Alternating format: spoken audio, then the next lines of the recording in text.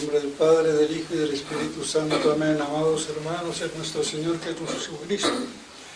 Nos encontramos en el domingo 25 después de Pentecostés y corresponde al domingo 24 y último después de Pentecostés, domingo con el cual la Iglesia quiere cerrar el año litúrgico siempre. Y es, como todos sabemos, aunque muchos no lo quieran admitir,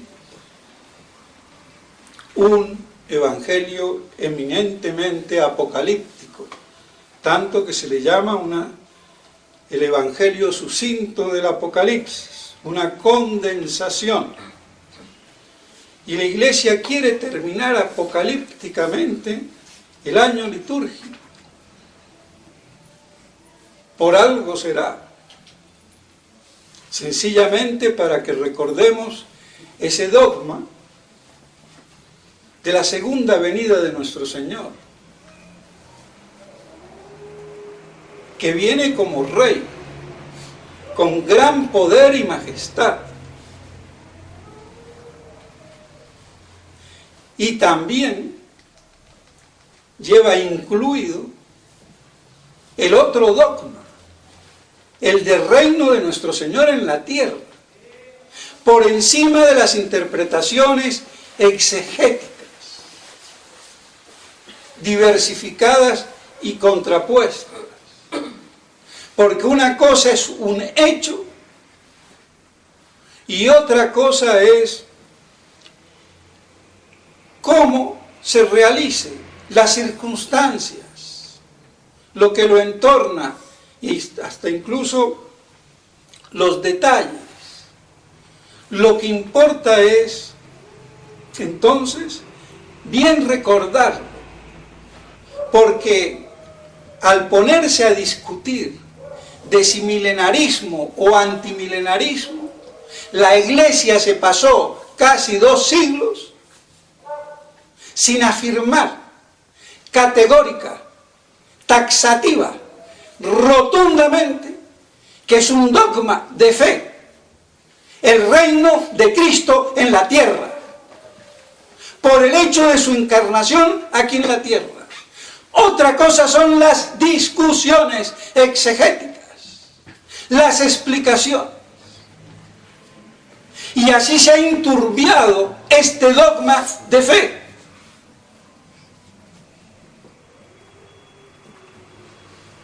Y relegarlo a los cielos es volatilizar la realeza de nuestro Señor en esta tierra.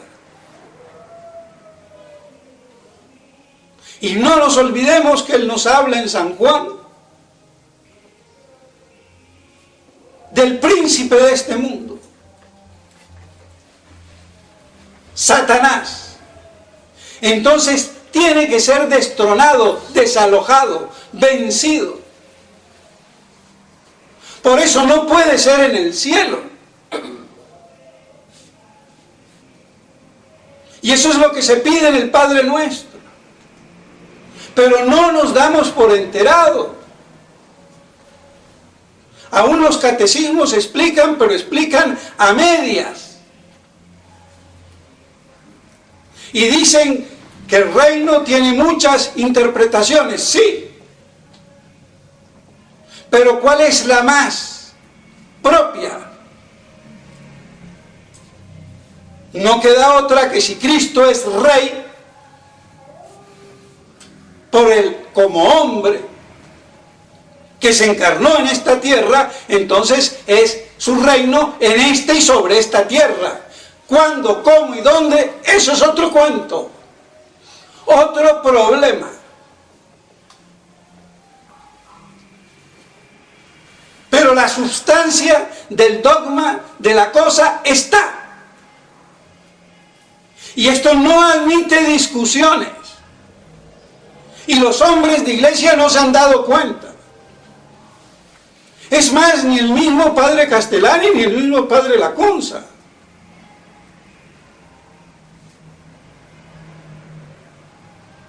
Y es sorprendente, porque a veces uno es como el perro, da el mordisco y no suelta la presa. Pero es que las cosas hay que hacerlas con inteligencia. Antes de discutir, hay que ver sobre qué terreno yo voy a construir. Y otra cosa será si quiero hacer una cabaña, una casa o un edificio o un palacio o una iglesia, pero tengo que tener un terreno. Y sobre el terreno no se discute.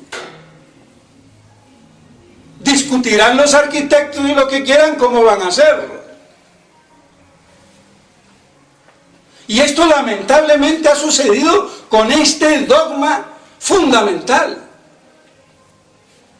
Y para colmo ahora entonces, viene la iglesia y nos remata el año litúrgico con esta visión apocalíptica eminentemente.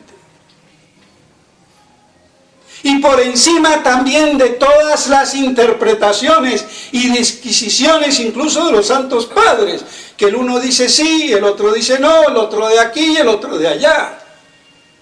Y uno va y se enreda más. ¿Y quién lleva razón?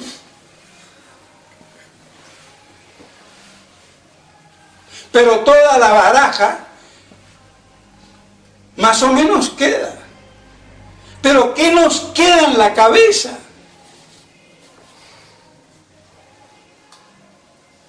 Tiene que haber una interpretación fundamental y después otras derivadas, como es la espiritual.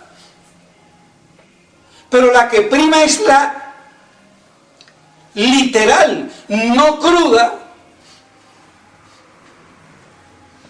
pero sí la literal, que incluye la simbólica, porque nuestra vida está llena de símbolos. ¿Qué es un beso sino el símbolo del amor? ¿Qué es dibujar un corazoncito sino el símbolo de eso? ¿O qué son las señales de tránsito con una flecha para indicar una curva? O decir que la iglesia es el sol, porque ilumina como luz del mundo, porque Cristo es como el sol. Y si hablo de sol es simbólico, pero es una cosa real que significa otra real a la que representa o señala. Entonces, nos queda bien claro que aquí se nos está hablando de la abominación de la desolación en lugar santo, que había predicho Daniel. Pero si nos enredamos con las 70 semanas y las diversas interpretaciones que tienen, pues se nos enreda el panorama. Porque incluso hay que tener cuidado. Las profecías utilizan mucho los símbolos.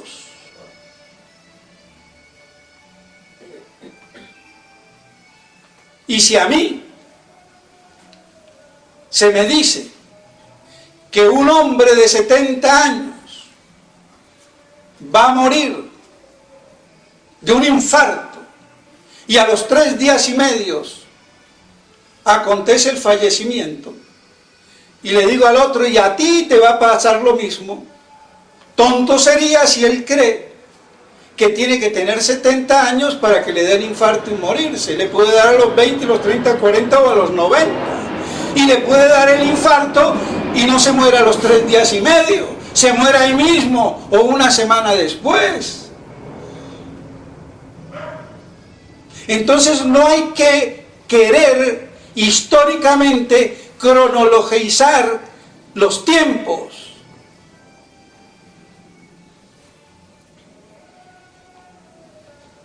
Y sin embargo, se está diciendo una realidad. Entonces, así, paralelamente, nuestro Señor nos está diciendo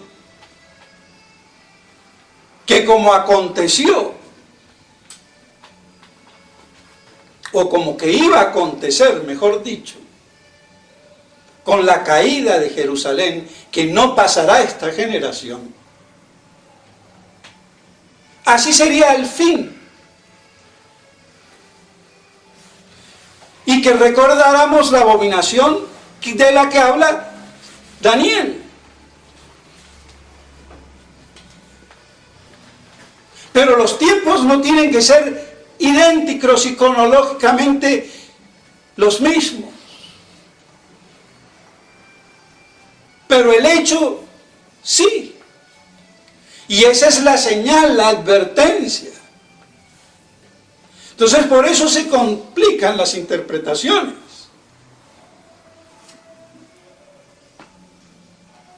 Y cuando vean todos estos signos y esta hecatombe, esta gran tribulación, entonces sabed que nuestro Señor está pronto para llegar y que no esperemos que nos digan que esté aquí o allá, porque lo veremos como el relámpago. Y así como las águilas se reúnen donde está el cuerpo, así nos reuniremos en torno a nuestro Señor. Aunque algunas Biblias traducen cadáver, y no es muy propio hablar de cadáver, pero sí tener simbólicamente la idea, la imagen, la representación de que se congregarán alrededor de la humanidad de Cristo. Y por eso, unos versículos después, dice que se reunirán los santos de todos los 4 rincones o confines del mundo.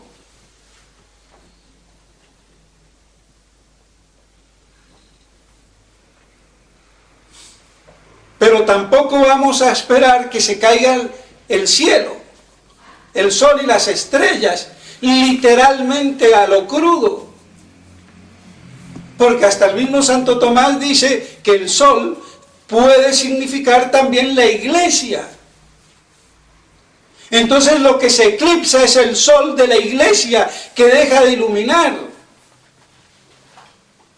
Y la luna y las estrellas, los doctores y la chichalandi y lo que quieran.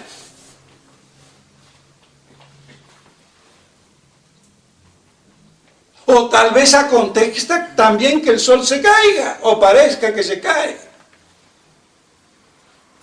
Pero que eso ocurra físicamente es lo de menos. Lo importante es lo que está ocurriendo en la tierra. Por esa gran tribulación que Santo Tomás dice que será una corrupción doctrinal. Y si los tiempos no son abreviados, acortados por los elegidos, nadie se salvaría, porque todos adherirían a la falsa doctrina. Así de seductora será.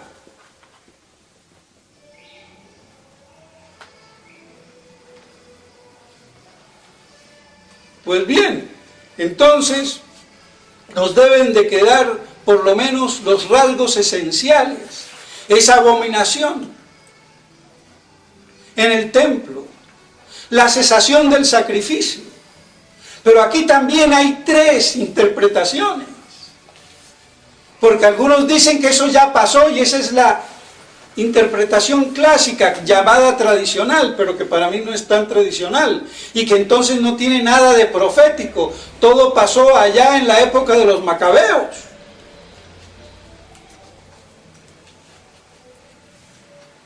Otros, esa, perdón, es la modernista. Otros, la tradicional o la clásica.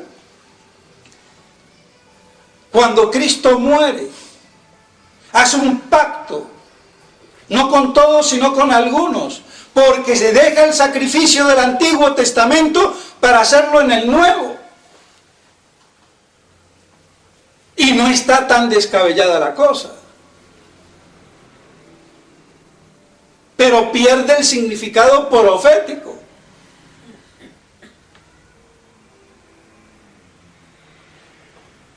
Entonces, vemos cuál es el problema. Pero por encima de esas discrepancias, tener lo esencial. Y por eso la 70 semana, la última, yo decía y sigo diciendo que no puede condensarse en 7 días de años, una semana de 7 días de años, todo el Apocalipsis. Porque esto es apocalíptico desde hace ya 40 o 50 o 60 años.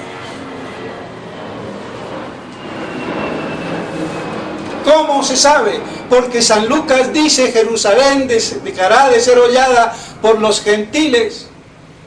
Y entonces estará pronto nuestro Señor a venir, y a continuación habla de la parusía, por si nos queda duda. Y entonces que se cumpla el tiempo de los gentiles, o de las naciones de los gentiles. Pero ¿cuál tiempo? Porque el padre Castellani hace una reflexión muy importante y la deja ahí medio de paso, pero la hace. El tiempo del juicio de las naciones de los gentiles, ahí se entiende más claramente.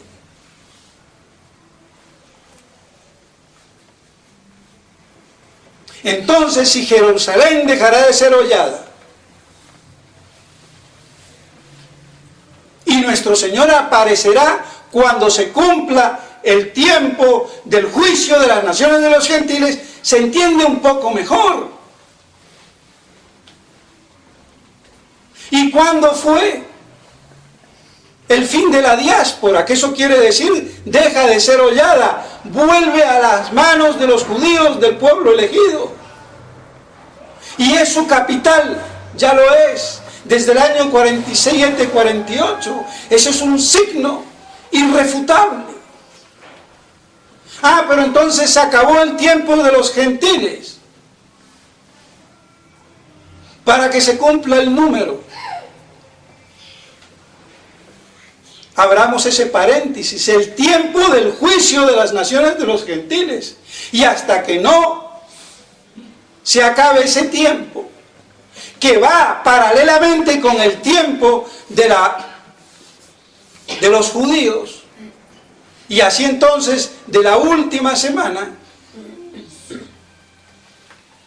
tenemos concomitantemente 2 tiempos, el de los gentiles y el de los judíos, como volando en la historia paralelamente.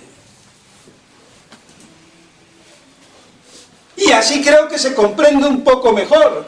Pero el problema está que la 70 semana es la del milenio o antes del milenio. Otro problema. Parecería ser que el problema de las 70 semanas, que son tiempos judíos del pueblo elegido, que tienen una interrupción en la semana 69,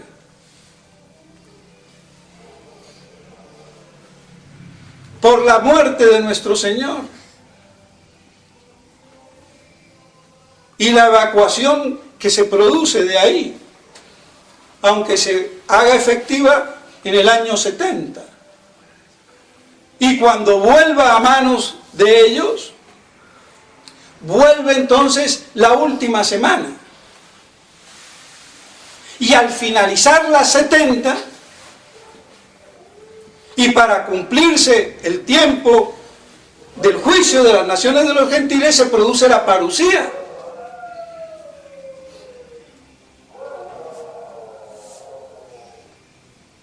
Pero ¿quién puede determinarlo? Que entonces que la última semana será con ella que comienza la parusía, o al finalizar ella es que comienza la parusía. Yo me puedo inclinar por una. pero lo dejo ahí.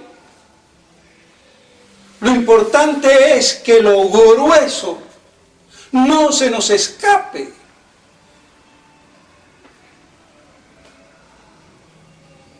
Si tengo un pedazo de pan o de ponqué y se me va a desboronar, que se me caiga al suelo las migas o los pedazos pequeños, pero la parte gruesa que me quede en la mano, y no por estar que no se me caiga el pedacito pequeño, se me cae todo y me quedo sin nada. Y eso es a veces lo que ocurre con las interpretaciones exegéticas, que nos ponemos a hilar tan fino y perdemos el contexto. Entonces, mis estimados hermanos,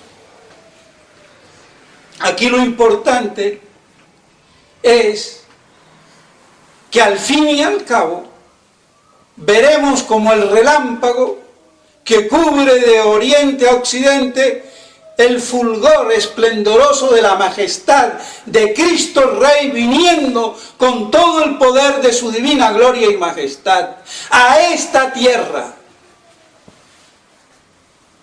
y a iniciar el juicio de las naciones de los gentiles.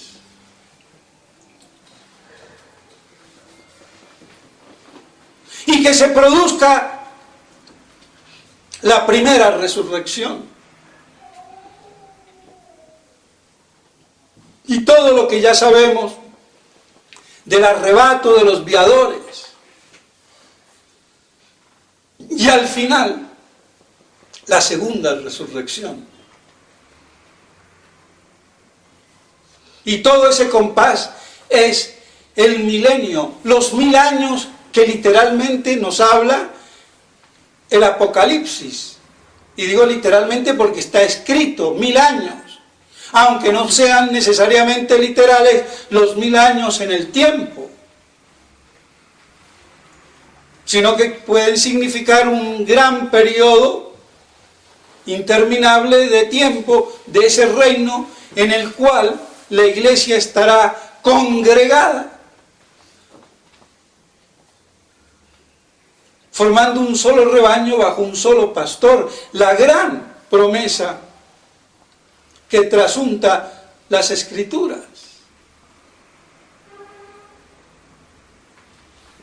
Entonces, vemos cuán rica es la lectura del Evangelio de hoy, y también cuán complicada a veces por las interpretaciones de los hombres, que perdemos la vista de lo esencial y nos vamos por las ramas. Entonces, que nos quede clara la gran diferencia que hay, y por lo menos no olvidar lo que es de mayor peso. Y aquí lo de mayor peso es eso, la parusía de Cristo, porque todo el Apocalipsis no es más que la gran profecía del retorno glorioso de Cristo. Y por eso pedimos, venga tu reino, y para que así se haga la voluntad de Dios en la tierra como lo es en el cielo. Y eso no puede ser mientras Satanás siga siendo de hecho, aunque no de derecho, pero de hecho, el príncipe de este mundo. Y por lo cual se exige que sea derrotado. Y ese reino de Cristo en la tierra se realice.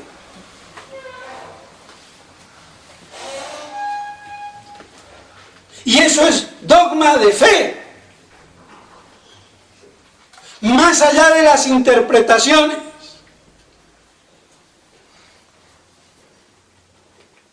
Porque no es rey de los cielos, sino principalmente de la tierra y de los cielos y de todo el cosmos, por el hecho de haberse encarnado como hombre, porque como Dios es rey de todo y eso nadie lo pone en duda. Esa es la realeza de nuestro Señor como hombre, en su naturaleza humana, que tomó en esta tierra. Si esto nos queda claro, lo demás podremos discutirlo o no discutirlo.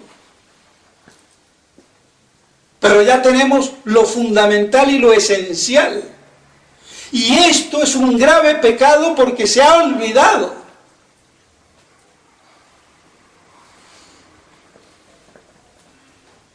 Parecemos las viejas conventilleras en sus estúpidas riñas. Y se les olvida después que es la hora de hacer el almuerzo, la comida.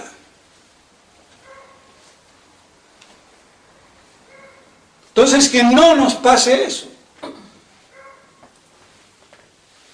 Y después, si encontramos justificación patrística, pues bueno, tanto mejor. Nadie se ha atrevido a decir que es un dogma de fe. El reino terrestre, terrícola, para que nos entre, no marciano ni venusiano, terrícola de Cristo, en esta tierra. Nadie lo ha dicho así. El reino y se acabó. Y han diluido el dogma. Y por esa dilución es que estamos en esta gran apostasía. Porque hemos inconscientemente conculcado ese dogma de fe. Y por eso lo estamos pagando caro.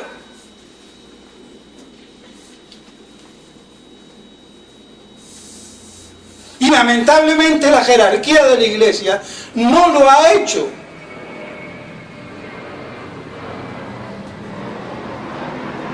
Hasta ha hecho lo contrario. Los hombres de Iglesia. Entonces, ¿cómo no queremos que nos vaya mal? Que se hunda la estructura humana, jerárquica de la Iglesia.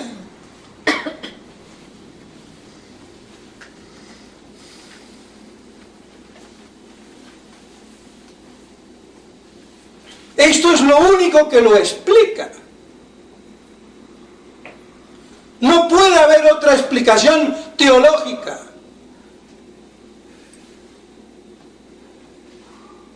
Y si la hay, son parciales, pero no que engloben todo. Y por eso el padre Castellani lúcidamente decía, lo que distinga a los fieles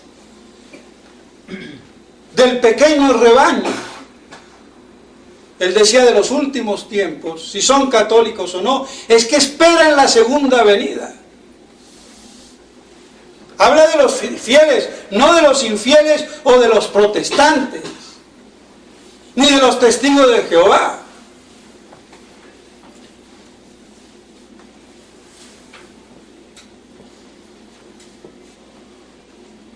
Pero esas son todas corrupciones de lo mismo. Entonces,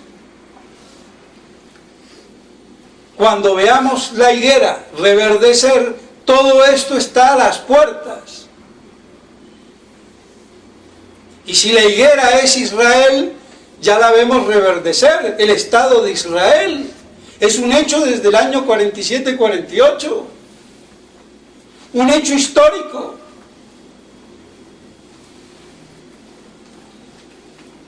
Otro cuento es cuándo se convertirán. Yo creo que al filo, al borde de la parusía. Porque justo hasta un día antes van a ser los instigadores del anticristo. Y del anticristo en su doble versión, religiosa y política, porque son dos las bestias. no una, son dos.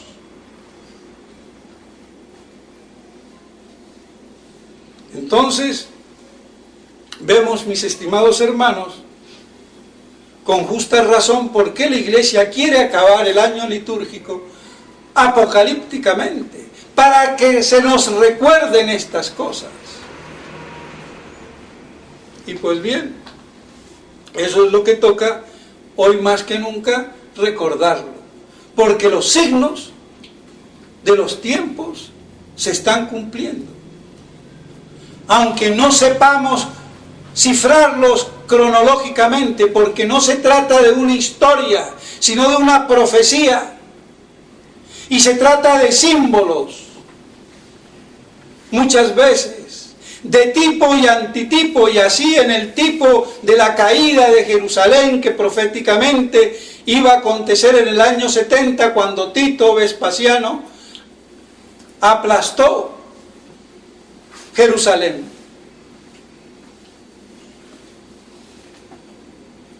Ocurrirá al fin de los últimos tiempos apocalípticos como antitipo en la Iglesia. Pero no tiene que ser ningún romano ni ningún Tito Vespasiano que venga y nos aplaste, para que se identifique la comparación. Porque vuelvo y repito que el antitipo se calca en el tipo, pero no en todos sus aspectos y detalles, sino en el esencial que se quiere hacer ver. A ti te va a pasar lo mismo, te vas a morir de un síncope. Pero no porque el otro se murió a los 70 años, yo me voy a morir a los 70 años del síncope o del infarto. Estas cosas parecen verdad de perogrullo, pero hay que hacerlas porque a veces nos cegamos. Pues bien, mis estimados hermanos, entonces esa es la gran esperanza. Porque el Apocalipsis es el libro de la revelación de la bienaventurada esperanza de la parucía de Cristo Rey, que viene a posesionarse de su reino en la tierra y destronar a Satanás.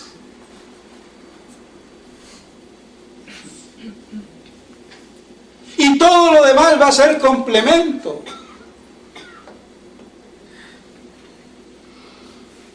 Si se quiere.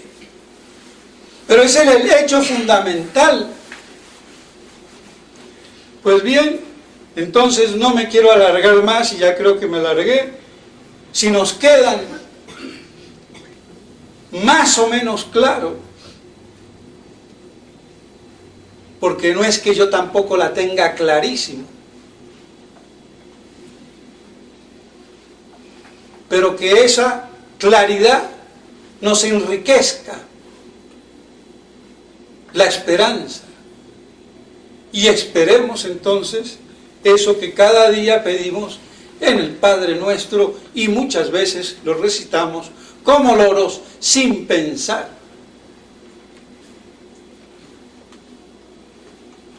Y digo como loros porque el reino que pedimos no es la Iglesia, si ya está.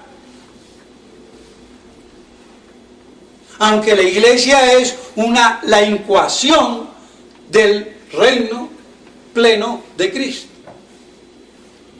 No lo excluye, lo incluye, pero no lo absolutiza, no lo absorbe, como han querido muchos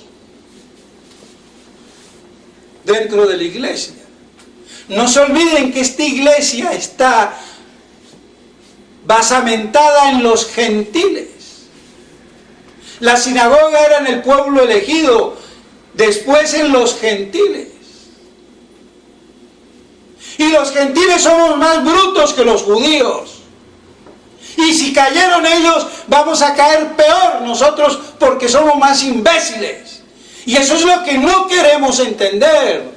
Con nuestro lastre pagano, germánico, anglosajón, nórdico. A ver si lo entendemos.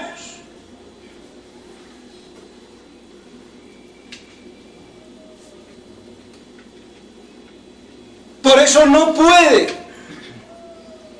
el acebuche creerse del olivo, de rompirraja así porque sí. Hay que tener una humildad. Y si le pasó eso al olivo, ¿qué no le va a pasar al sarmiento, por Dios? Entonces ahí donde está el orgullo, en que se ha caído. Y por eso nos falta mucha humildad. Y nos creemos superiores y no lo somos. Bueno, ya yo ni lo sé, porque yo soy de sangre 100% semita, así que no sé dónde meterme. Eso sí, del lado judío no.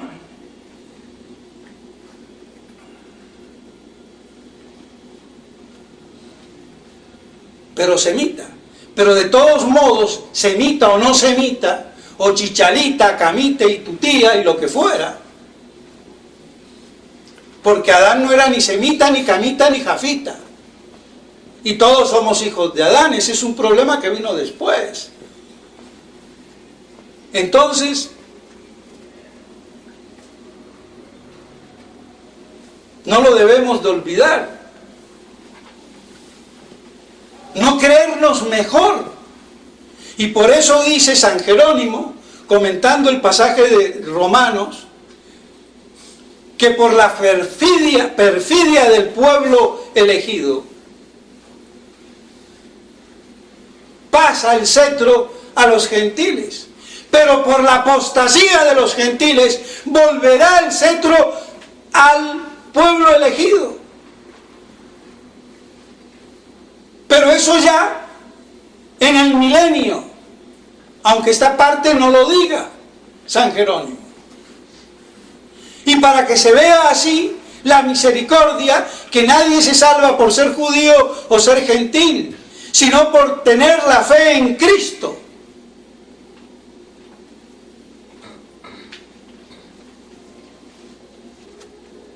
Y que por Él solo nos salvamos.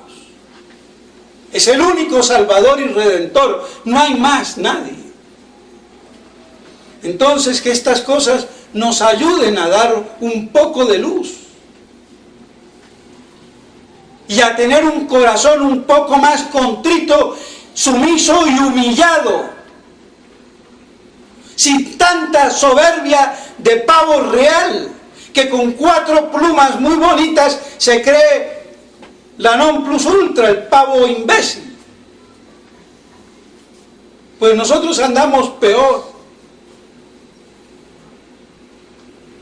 Porque la humildad está en la verdad. Y el que busca la verdad con humildad la encuentra. Porque Dios no le niega a nadie la verdad necesaria para que se salve ni su gracia. Si no es porque se pone óbice y obstáculo. Entonces, mis estimados hermanos, paremos aquí porque la locomotora que traigo trae ganas de seguir, pero tampoco quiero abusar de vuestra paciencia. Pidámosle a la Santísima Virgen María que podamos meditar estas cosas y que tengamos así la bienaventurada esperanza de la segunda vuelta de nuestro Señor con todo el poder de su divina gloria y majestad a esta tierra. En nombre del Padre, del Hijo y del Espíritu Santo. Amén.